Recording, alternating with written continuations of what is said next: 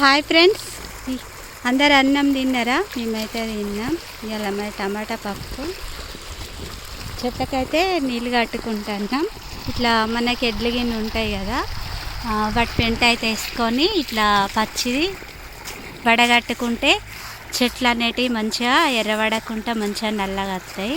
ఎందుకంటే అందరు ఇట్లనే వేసేది, అప్పుడు మందులు ఎక్కువ కొట్టకుండా ఇట్లా పెండతోటే నీళ్ళు కట్టుకుంటా తొక్కుకుంటా వడగట్టేది. ఈరోజైతే మేము మొన్న పెట్టినాం కదా మిరప చెట్లు, టమాటా చెట్లు అయినా వాటికైతే ఇట్లా ఇది మొరం ఉంటుంది అన్నమాట. అందుకని చెప్పేసి ఇట్లా పెండ అనేది వడగట్టుకుంటాను.